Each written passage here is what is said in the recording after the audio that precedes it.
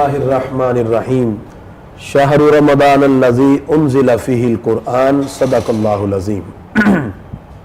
نزول قرآن دو لفظوں سے مرکب ہے، نزول اور قرآن۔ ٹھیک ہے۔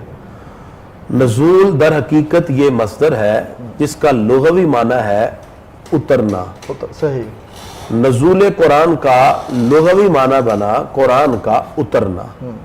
اب اترنے کے کئی معنی ہیں، مثال کے طور پہ ہم کسی شے کو کسی چیز سے اتار دیں تو اس کو نزول کہہ سکتے ہیں، بلندی سے پستی کی طرف آئیں تو بھی اسے نزول کہہ سکتے ہیں، جو بندہ اوپر سے نیچے اترے اسے بھی نزول کہا جاتا ہے۔ لیکن جب نزول قرآن کہا جائے تو اس کا کیا مطلب ہے؟ تو سب سے پہلے ہم یہ سمجھیں گے کہ نزول کی کتنی صورتیں ہیں، پھر ہم قرآن پاک پہ آئیں گے۔ نزول کی 3 صورتیں ہیں، یعنی پہلی صورت یہ ہے کہ کوئی شخص کسی کو کوئی چیز لکھ کر دے اور لکھ کر وہ دوسرے تک منتقل کر دے۔ ایسی صورت میں جو لکھ کر دیا گیا درمیان میں جو قاصد اور واسطہ بنا ہے اس نے گویا کہ اس کو دوسری طرف منتقل کر دیا۔ تو نزول کا ایک معنی کسی شے کو کسی کی طرف منتقل کرنا ہے لکھ کر۔ اس کے علاوہ نزول کا دوسرا معنی یہ ہے کہ کسی مطلب کو، لفظ کو، معنی کو، بات کو آپ کسی شخص کے سامنے کہیں اور اسے کہیں کہ فلاں شخص کو یہ بات پہنچا دے، تو یہ نزول کا دوسرا معنی ہے کہ آپ نے ایک بات کو دوسری طرف منتقل کر دیا۔ یہاں بھی منتقل ہے لیکن درمیان میں کوئی واسطہ ہے جو بات کو پہنچا رہا ہے۔ اور تیسرا معنی یہ ہے کہ جو بات کہنا چاہ رہا ہے وہ واسطہ نہ بنائے بلکہ ڈائریکٹ جو ہے وہ کسی کو کہے تاکہ وہ معنی، وہ مطلب اس کے سامنے واضح ہو جائے۔ جی کریمی صاحب سے گفتگو جاری رہے گی، ہمارے ساتھ ایک کالر۔ جی السلام علیکم۔ السلام علیکم۔ کال ڈراپ ہو گئی ہے، شاید کال ڈراپ ہو گئی۔ جی کریمی صاحب آپ نے 3 قسمیں اس کی بیان کر دی ہیں، اقسام ہوگی نزول کی۔ اب جتنی پہلی کتابیں ہیں توریت، انجیل، زبور، یہ پہلی صورت پہ نازل ہوئی ہے، یعنی لکھ کر۔ ٹھیک ہے۔ اللہ تعالیٰ نے لکھ کر الواح کی صورت میں توریت حضرت موسیٰ علیہ السلام کو عطا فرمائی۔ لیکن جب باری آئی قرآن کی اس کے اندر انداز بدل دیا۔ قرآن مجید ہمیں لکھا ہوا نہیں ملا بلکہ پڑھا ہوا ملا۔ قرآن مجید فرقان حمید جبریل امین علیہ السلام آقا دو جہاں صلی اللہ علیہ وسلم کی بارگاہ میں لاتے رہے، نزول کی دوسری صورت کہ کوئی بندہ کسی کے ذریعے کسی کو پہنچائے۔ اللہ نے واسطہ جبریل امین علیہ السلام کو بنایا اور محبوب خدا پر قرآن کی آیات اترتی رہی۔ اور تیسری جو صورت تھی، اللہ نے معراج کی رات بغیر کسی واسطے اور وسیلے کے ڈائریکٹ اپنے محبوب سے کلام کیا، اور سورہ البقرہ کی جو آیات ہے رب قدوس نے بغیر کسی وسیلے کے نزول قرآن کی تیسری صورت کے طور پر اپنے محبوب کو یہ آیت اتاری ہے۔ اور نزول قرآن کا مطلب قرآن کا نازل ہونا۔ اب یہ 3 معنی جب اس کے متعین ہوئے، اس میں ہمیں سب سے بڑی بات یہ معلوم ہوئی، جو چیز لکھی ہوتی ہے اس میں اشکال ہوتا ہے، اس میں ابہام ہوتا ہے کہ وہ لکھی ہوئی چیز سوال ہے یا تعجب ہے یا استہزاء ہے، وہ کس معنی میں کہا گیا، وہ خبر کے طور پہ ہے یا انشاء کے طور پہ ہے، کیونکہ لکھی ہوئی چیز کے بارے میں آپ کنفرم نہیں کر سکتے۔ جیسے کہ آپ کہیں گے تم دہلی جاؤ گے، لکھ کے دے دیا، اب اس کے کئی معنی ہیں۔ ایک سوال ہے کہ تم دہلی جاؤ گے، یہ سوالی انداز ہے، اور تمسکر تم دہلی جاؤ گے، اور ایک خبر ہے اور حکم بھی ہے کہ تم دہلی جاؤ گے۔ اس کا مطلب ہے لکھی ہوئی چیز کے کئی احتمال ہے، ممکن ہے وہ حکم ہے یا سوال ہے یا اس میں استدعا ہے۔ لیکن جب ایک چیز بول کر عطا کر دی جائے تو اس کے اندر لہجہ ہی اس بات کو متعین کرتا ہے کہ اللہ اپنے محبوب سے کیسا کلام کرنا چاہتا ہے۔ تو نزول قرآن کے اندر سب سے بڑی خاصیت یہ ہے، اللہ نے سارے نبیوں پر عظمت عطا فرمائی، اپنے محبوب کو کلام بھی ایسا عطا کیا جو رب قدوس نے بول کر ارشاد فرمایا۔ جبریل امین علیہ السلام لے کر آئے، قرآن پڑھا ہوا نازل ہوا، اسے ہی نزول قرآن کہا جاتا ہے۔ جی بہت بہت شکریہ کریمی۔ قرآن کریم فرقان حکیم کے جو احترام کے حوالے سے چیزیں ذکر کی گئی وہ 2 طرح کی ہیں، ظاہری بھی اور باطنی بھی۔ اور میں علامہ صاحب کی بات سے جوڑ کر احترام قرآن اور ساتھ حکمت کی بات کر کے اس بات کو پورا کروں گا۔ جس طرح انہوں نے حکمت بیان کی کہ قرآن مجید کو تھوڑا تھوڑا نازل کرنے کی حکمت جس طرح سرکار دو عالم ٹھیک ہے، ایک یہ بھی ہے کہ پہلی امتوں پر جب یک بارگی میں اتنے احکام آ گئے تو انہوں نے ماننے سے انکار کر دیا. اللہ نے اپنے محبوب کی امت پر اتنا کرم کیا کہ اللہ تعالیٰ تدریجاً سٹیپ بائی سٹیپ ایک ایک حکم دیتا ہے کہ رب قدوس نے، تاکہ یہ امت کسی نہ کسی اعتبار سے سختی میں مبتلا نہ ہو، اور آہستہ آہستہ احکام کو نرمی کی طرف منتقل کر دیا گیا. جیسے کہ 1 سال کی عدت پہلے اللہ نے قرآن میں بیان کی، متاعًا الی الحول غیر اخراج، لیکن پھر اللہ کا حکم آ گیا والذین یتوفون منکم ویذرون ازواجا، جن کے شوہر فوت ہو جائیں یتربصن بانفسہن 4 اشہر وعشرہ، کہ اب 4 مہینے 10 دن. پہلے حکم شراب کا نرمی کے ساتھ آیا کہ لا تقربوا الصلاۃ الا وانتم سکارا، کہ نشے کی حالت میں نماز کے قریب نہیں جانا. اس کے بعد پھر حکم آ گیا کہ کلی طور پر آپ نے نشے کی طرف جانا ہی نہیں، شراب کی طرف جانا ہی نہیں، حرمت آ گئی. وہ جو لوگ عادی ہو چکے تھے سب چیزوں کے، آہستہ آہستہ ان کو اس عادت سے چھڑایا گیا، پیار سے چھڑایا گیا. تو پیار سے یہ فطری طریقے جو ہیں سارے اس پر ہوئے، اس میں ہوئے. اور پھر سب سے بڑی بات ہے، پہلے جتنی بھی کتابیں آپ پڑھیں گے اللہ جب ان لوگوں کو خطاب کرتا ہے تو کس طرح، یا ایھا المساکین، اے مسکینوں، اور جب باری ہماری ہے یا ایھا الذین آمنوا، اے ایمان والو. یہ اللہ رب العزت کا کرم ہے اپنے محبوب کی امت پر. پھر احکام آہستہ آہستہ. قرآن مجید میں 2 لفظ آتے ہیں، نزلنا اور انزلنا. اس کا کیا مطلب ہے؟ تنزیل اور نزول. یعنی نزلنا کا لفظ بھی آتا ہے، نزلنا کا مطلب ہے آہستہ آہستہ قرآن کو اتارنا، اور انزلنا کا مطلب ہے کہ فوراً اتارنا. تو پھر قرآن مجید تو 23 سال کے عرصہ میں اترا، تو پھر انزلنا کا مطلب کیا ہوا؟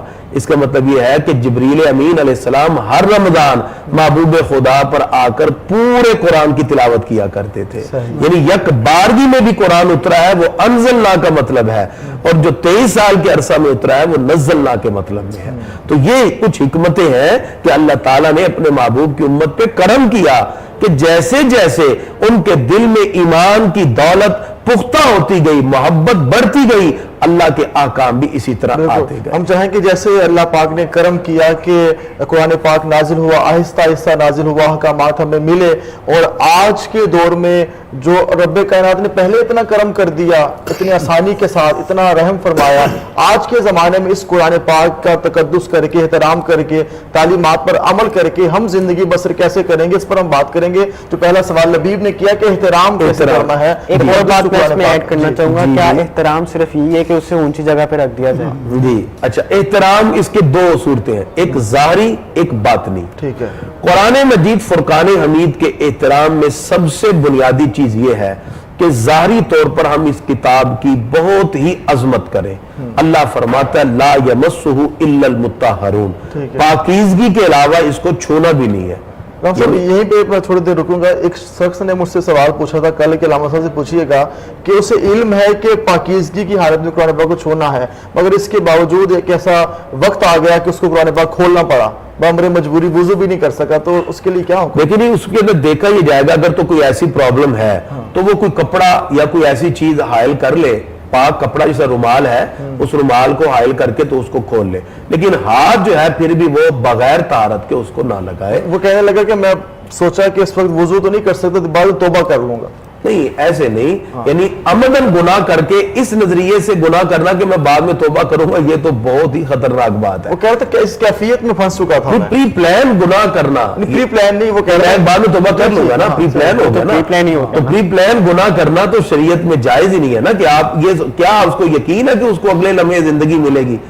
دیکھیں نا یہ نہیں جی آپ کو یہ بات ہے کہ پوچھ لوں. اچھا احترام سب سے پہلے تو قرآن مجید کی آیات کا. اب قرآن مجید کو جب ہم پکڑے باوضو ہو پاکیزگی کی حالت میں، یہاں میں ناظرین سے ایک بہت ہی اہم ریکویسٹ کروں گا. آج قرآن مجید فرقان حمید کے جب اوراق زمین پہ پڑے ہوئے دکھائی دیتے ہیں انتہائی دکھ ہوتا ہے. یعنی قرآن کی آیت لکھی ہے اخبار پر، وہ اخبار کا پرچہ زمین پہ پڑا ہوا ہے، اسی پہ پتیسا بک رہا ہے، اسی کے اوپر جناب جی بچے سیویاں کھا رہے ہیں. ان کو بھی سوچنا چاہیے کہ جو ایسی چیزوں کو آگے، اب بچہ تو ساری بات اس کو نہیں پتا، تو خدارا یہ بہت بڑا المیہ ہے ہمارے لیے.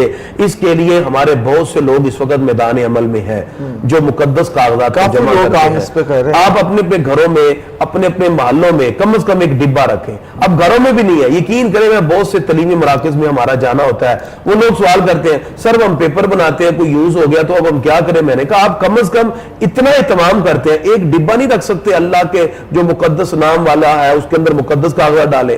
ہمیں ہر آفس میں, ہر دفتر میں, ہر کالج میں, یونیورسٹی, اسکول, ہر مقام پر کم از کم ایک ڈبہ الگ رکھنا چاہیے جس میں کوئی مقدس کاغذ ہو تو ہم اس کو اس میں ڈالیں. تو یہ قرآن کا ادب ہے. حضرت بشر حافی رحمۃ اللہ تعالی علیہ کے بارے میں آتا ہے کہ آپ گزر رہے تھے کہ آپ نے صرف دیکھا کہ ایک پرچہ ہے اس کے اوپر اللہ کا نام لکھا ہے, آپ نے ادب سے اٹھایا اور پیار و محبت سے اس کو بلند جگہ پہ رکھا.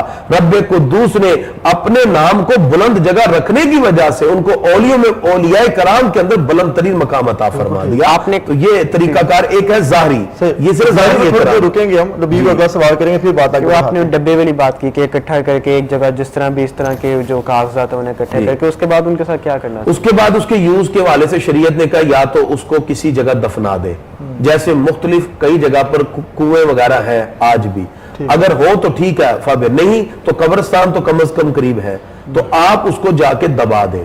بہتر طریقہ یہ ہے کہ اس کو کسی مٹی میں, عموماً جو جتنے بھی یہ بڑے بڑے جو لوگ اکٹھے کر رہے ہیں ان کا معاملہ یہی ہے کہ وہ جا کے کسی کنویں میں یا کسی جگہ دبا دیتے ہیں یا کسی پاک پانی میں بہائیں. لیکن پاک پانی اب نہیں ہے ممکن, لہذا اس کو دبانا ہی بہتر ہے. وہ قرآن پاک کے اوراق وغیرہ اس کو اٹھا کے کسی جگہ پر کنویں وغیرہ میں ڈال دیں یا اس کو قبرستان کے کسی مقام پر گوشے میں دبا دیا جائے.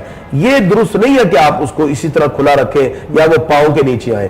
ادب ضروری ہے, یہاں تک کہ جو لفظ کسی بھی زبان میں لکھے ہو, کاغذ کی حرمت بھی بیان کی گئی فقہا نے, باقاعدہ اس پہ کوئی لفظ لکھ دیا جائے تو اس کا بھی احترام ضروری ہے.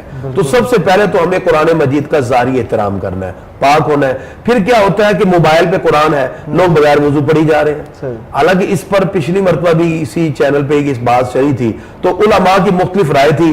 اس وقت علماء بورڈ نے متفقہ ایک فیصلہ دیا ہے کہ اگر کوئی شخص موبائل کے اوپر بھی قرآن پڑھ رہا ہے, سکرین پہ ٹچ جو ہو رہا ہے, لا یمسہ الا المطہرون, تو اب بھی اس پر لازم ہے کہ وضو کر کے پھر ٹچ کرے. سب علماء بورڈ نے اس کا فتویٰ دے دیا. میں نے کچھ ظاہری احترام کے حوالے سے بات کی کہ قرآن مجید کے احترام کے اندر کچھ ظاہری باتیں جس طرح کہ ادب, وضو, طہارت, پاکیزگی کے ساتھ آپ قرآن پاک کو پڑھیں گے, بلکہ چھو بھی نہیں سکتے بغیر وضو کے.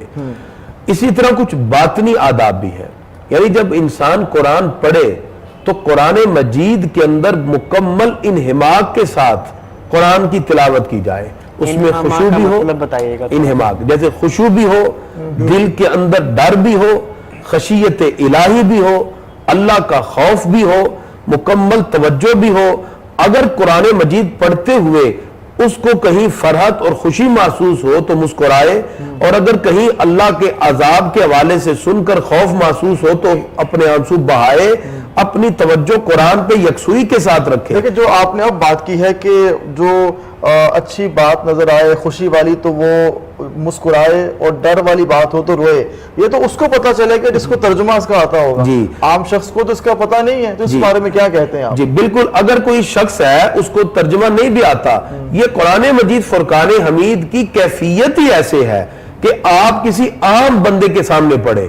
میں نے اس کا مشاہدہ کیسے کیا, قاری غلام رسول صاحب اللہ ان کو غریق رحمت کرے, انہوں نے مجھے یہ بات بتائی کہ اسی طرح ایک مرتبہ کسی بیرون ملک میں تھے تو وہاں ان کو ایک موقع ملا کہ کسی چرچ میں وہ پہنچے, اور چرچ میں جانے کے بعد وہ کہتے جہاں ان کا فادر بیٹھا ہوتا ہے تو کہتے مجھے وہاں جانے کا موقع ملا, تو میں نے کہا جی میں نے آپ کو ایک کلام سنانا ہے. تو وہ کہتے کہ میں نے وہاں کھڑے ہو کے سورہ رحمان کی تلاوت شروع کر دی.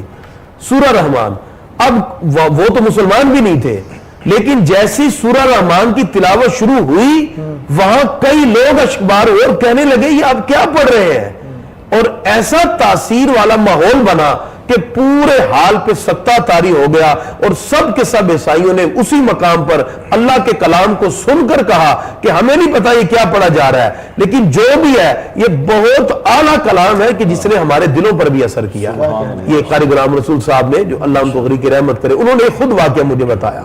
اس سے معلوم یہ ہوا کہ ایک عیسائی بھی غیر مسلم بھی اگر قرآن کو سنتا ہے تو اس کے دل پر بھی اثر ہوتا ہے، اور ایک کلمہ پڑھنے والا اگرچہ اس کو ترجمہ نہیں بھی آتا تو قرآن مجید کو اگر توجہ سے پڑھے گا. اصل میری بات یہ ہے کہ بعض لوگ قرآن پڑھ رہے ہیں، توجہ ادھر بھی ہے ادھر بھی ہے، قرآن بھی پڑھے جا رہے ہیں، اس کو کہتے ہیں وہ سبزی بھی لے آؤ، روٹی بھی لے آؤ، کھڑکی بند کر دو، بائک بھی، تو قرآن پاک میں آپ کی توجہ ہی نہیں ہے.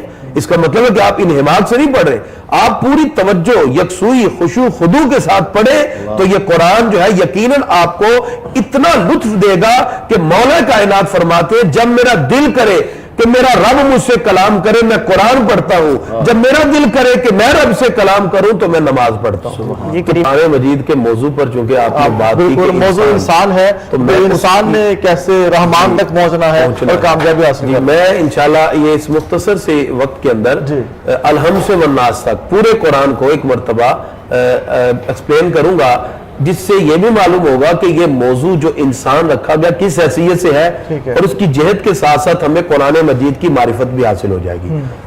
سب سے پہلے یہ جو قرآن مجید فرقان حمید جس کا موضوع انسان بیان کیا گیا، اس میں قرآن ہم سے 6 طرح کی باتیں کرتا ہے. 6 طرح کی. نمبر 1 اعتقادات، یعنی اس میں یہ بتایا گیا کہ عقیدہ کیسے ہونا چاہیے اللہ کے بارے میں، انبیاء کے بارے میں، ملائکہ، جنت، دوزخ، سابقہ کتب کے بارے میں، رسولوں کے بارے میں. تو اعتقادات پہلی چیز بیان کی جاتی ہے، ہر انسان کا کیا عقیدہ ہو. نمبر 2 عبادات، یہ بتایا گیا کہ نماز، روزہ، زکوٰۃ، حج، یہ عبادات کیسے ادا کی جائیں. تو یہ ہمیں انسان کو قرآن ہم سے خطاب کرتا ہے، کلام کرتا ہے. تیسری بات معاملات ہے. معاملات سے مراد تجارت کیسے ہو، نکاح کیسے ہے، طلاق کیسے ہے، عائلی زندگی، ایلا، خلا کے سب احکام جو زندگی کے معاملات میں ہیں وہ سب کے سب ہمیں انسانی زندگی اعتبار سے قرآن بتاتا ہے. چوتھی چیز قرآن مجید نے ہمیں بتائی عقوبات کے حوالے سے کہ کون سا جرم کریں گے تو کون سی سزا ہے. اسلام ہمیں ان ساری چیزوں کے بارے میں بتاتا ہے. جیسے آپ کسی بھی جگہ جائیں تو لکھا ہوتا ہے کہ نفرت انسان سے نہیں اس کے جرم سے ہے. تو گویا کہ قرآن نے ہمیں بتایا کہ اگر کوئی یہ جرم کرے گا تو اس جرم کی یہاں پہ بیٹھے ہیں یہ جرم سے نفرت کرتے ہیں اور انسان سے نہیں کرتے، اور جرم جو کرتا ہے اس کو سزا دیتے ہیں. اس بارے میں آپ بھی اس پہ بات کر سکتے ہیں. جو سپوز ہمارے پاس اپلیکیشن تھانے میں جب موو ہوتی ہے اپلیکینٹ کی طرف سے تو وہ اکارڈنگ ٹو لا ہم نے کاروائی کرنی ہوتی ہے. یہ بات جو آپ فرما رہے ہیں کہ جتنے بھی ہمارے پولیس اسٹیشن ہیں اس کے باہر لکھی ہوئی ہے. اور اب تو ویسے ہی ایک پولیس کمیونٹی پولیسنگ کا جو ایک امیج آپ دیکھ رہے ہیں پورے پنجاب میں ہمارے آئی جی صاحب کی طرف سے ڈیولپ ہوا ہے ماشاءاللہ. اس میں بہت سارے چینجنگ آ چکی ہے ماشاءاللہ. اور یقیناً نفرت جرم سے انسان سے نہیں ہونی چاہیے، جرم سے ہونی چاہیے. اور ہم اکارڈنگ ٹو لا اس کی جو سزا ہوتی ہے تعزیرات پاکستان کے تحت یا پاکستان پی پی سی کے تحت وہ اس کو موو کرتے ہیں. قرآن مجید فرقان حمید کا موضوع انسان ہے اور قرآن مجید انسان سے کیسے خطاب کرتا ہے اور کس طرح انسان کو اپنی زندگی بہتر بنانے کے لیے اسے ایک انسائکلوپیڈیا دیتا ہے. تو 6 چیزیں میں نے کہا تھا، اس میں پہلی اعتقادات ہے. انسان کو عقیدہ، اس کی سوچ، فکر، عمل کے حوالے سے اسلام ایک سچا عقیدہ دیتا ہے. دوسری بات اسلام نے جو بتائی وہ عبادات کا تصور ہے، کیسے عبادت کرنا ہے. اور تیسری بات جو اسلام نے بتائی وہ معاملات ہے، تجارت، دنیا کے اندر رہتے ہوئے نکاح، طلاق کے، ایلا، خلا کے جتنے مسائل ہیں. چوتھی بات اسلام نے بتائی عقوبات، کون سے جرائم کریں گے تو کون سی سزا ہے. وہ عقوبات جو ہیں وہ انسان کو اس لیے بتائے اس معاشرے کے اندر ترقی ہوتی ہے کہ جہاں سزائیں ملے جرم پر، اور جرم کھلم کھلا چھوڑ دیا جائے تو پھر جو کچھ مرضی کرتا ہے، جس کی لاٹھی اس کی بھینس. پھر معاشرہ وہ کنڈیشن میں مبتلا ہوتا ہے جس کی کیفیت ہم آج دیکھ رہے ہیں کہ ہر شخص اپنے طاقت کے بلبوتے پر بچ جاتا ہے اور غریب پر سارے کے سارے قانون کی امپلیمنٹیشن ہوتی ہے. بہرحال قرآن نے جو ہمیں اصول دیے ان میں ایک عقوبات 4 نمبر پر. 5ویں نمبر پر کفارات ہے، یعنی اگر کوئی شخص کسی شرعی حد کو توڑتا ہے اس کی کئی صورتیں ہیں. مثال کے طور پہ روزہ توڑا ہے تو اس کے لیے کفارہ ہے، اگر قسم توڑی ہے تو کفارہ ہے، زہار کا کفارہ ہے. یہ 5ویں نمبر پر کفارات اسلام نے قرآن کی روح سے بیان کیے. اور 6 نمبر پر آداب ہے، آداب زندگی کہ زندگی کیسے گزارنی ہے، تعلقات کیسے ہو، جس کے اندر ماں باپ کے حقوق اور اس طرح کی بہت سی باتیں. آداب زندگی 6 چیزیں، ٹھیک ہے، یہ 6 چیزیں تھیں. تو اب پورے قرآن مجید کے اندر ہم جب دیکھتے ہیں اللہ تعالیٰ نے جو ہمیں احکام دیے، انسانی زندگی ہے کچھ آیات کا تعلق احکام سے ہے، کچھ کا تعلق یہود و نصارہ مشرکین اور منافقین کے رد میں ہے، کچھ آیات وہ ہیں جن کا تعلق اللہ کی نعمتوں کے ذکر میں ہے، اور کچھ آیات وہ ہیں جس میں اللہ تعالیٰ اپنی قدرت کو بیان کرتا ہے اور سابقہ ایام کے جتنے بھی واقعات گزرے وہ ذکر کرتا ہے، اور اس کے ساتھ ساتھ موت اور مرنے کے بعد کے احوال ذکر کیے گئے۔ اس طرح یہ قرآن مجید فرقان حمید کا پورا خلاصہ آپ کے اس کا موضوع پھر انسان بنا، انسانی زندگی ہے۔ بالکل ٹھیک ہے۔ آج کا میں پیغام اسی طرح علامہ اقبال کے شعر کی طرح پیش کرنا چاہوں گا۔ درس قرآن اگر ہم نے نہ بھلایا ہوتا، یہ زمانہ نہ زمانے نے دکھایا ہوتا، یوں تو سید بھی ہو، مرزا بھی ہو، افغان بھی ہو، سبھی کچھ ہو، بتاؤ کہ مسلمان بھی ہو۔ آپ نے علامہ صاحب نے شعر پڑھا علامہ اقبال کا، نبیب چاہوں گا کچھ آپ ایڈ کریں تاکہ جو سوال ایک ہے اس کے اندر جو نئی جنریشن ہے اس کے حوالے سے آپ ترجمہ جو قرآن پاک کا ترجمہ ہے اس کے ساتھ کس طرح پڑھنا چاہیے، اس کے لیے کیا کیا جی میں نئی جنریشن کو جی یہ پیغام دوں گا کہ قرآن پاک کو جب پڑھے تو اس کو آسان ترجمے کے ساتھ، اور سب سے بہتر ترجمہ کنز الایمان شریف آسان ہے، اس کے علاوہ مفتی احمد یار خان نعیمی صاحب کا ترجمہ بھی بہت آسان ہے، پیر کرم شاہ صاحب، اس طرح کے تراجم مل جاتے ہیں۔ وہ ترجمہ جو سہل بھی ہو، آسان بھی ہو اور آپ کے عقیدے کی حفاظت بھی کرے، اس کو پڑھنا چاہیے۔ اس کے ساتھ اگر کچھ لوگ سادہ تفسیر آسان پڑھنا چاہیں تو مفتی نعیم الدین مراد آبادی صاحب علیہ رحمہ کی خزائن العرفان کے نام سے وہ آسان سی تفسیر ہے، آپ اس کو پڑھ لیں۔ جو اس سے تھوڑا سا ڈیٹیل میں جانا چاہیں تو پیر کرم شاہ صاحب کی ضیاء القرآن پڑھ لیں، تو یہ تفاسیر وہ ساتھ رکھے اور قرآن مجید فرقان حمید کو سمجھ کے پڑھیں۔ اور اگر ہم ترجمہ نہیں پڑھتے اس کے حوالے سے آپ اگر ترجمہ نہیں بھی پڑھتے تو برکت تو ملے گی، لیکن کامل برکات زندگی کے اندر اسی وقت ملیں گی جب آپ قرآن پڑھ کے اس پر عمل کریں، اور عمل تو اسی وقت ہوگا کہ جب آپ اس کو ترجمے سے پڑھیں، آپ کو پتہ چلے کہ اللہ رب العزت ہمیں کیا حکم ارشاد فرما رہا ہے۔ تو ترجمے کے ساتھ ہی ہمیں قرآن مجید کو پڑھنا چاہیے اور عملی زندگی کا حصہ بنائیں۔ قرآن مجید کو گھر میں صرف سجا کے نہ رکھیں، قرآن مجید کل 40ویں پہ پڑھنے کے لیے نہیں آیا، قرآن مجید ہمیں اپنی زندگی کو صراط مستقیم پر گامزن کرنے کے لیے آیا ہے، تو ہمیں کوشش کرنا چاہیے کہ قرآن مجید کو صرف خیر و برکت کے لیے ہم صرف ماہ رمضان میں ہی نہ پڑھا جائے، ہاں اس کے علاوہ بھی یعنی صرف بچی کو جب رخصتی کے وقت سر پہ سایہ کرنے کے لیے نہیں، بلکہ ان کو تلقین کی جائے کہ آپ اس کو گھر میں پڑھیں، اور اپنے گھر میں کم از کم ہفتے بعد ایک ماحول بنائیں کہ قرآن مجید فرقان حمید کا کوئی بھی حصہ لے اور اپنے بچوں اور بچیوں کے درمیان اس کو ڈسکس کریں کہ اللہ تعالیٰ کیا ارشاد فرماتا ہے۔ خود صلاحیت نہیں ہے تو کم از کم تفسیر سے پڑھ کے سنا دیں، یا کسی عالم دین کی کوئی اچھی سی گفتگو ہو وہ آپ سنائیں، تاکہ گھر میں قرآن پڑھنے پڑھانے کا ایک اچھا ماحول بھی بن جائے۔ جی علامہ صاحب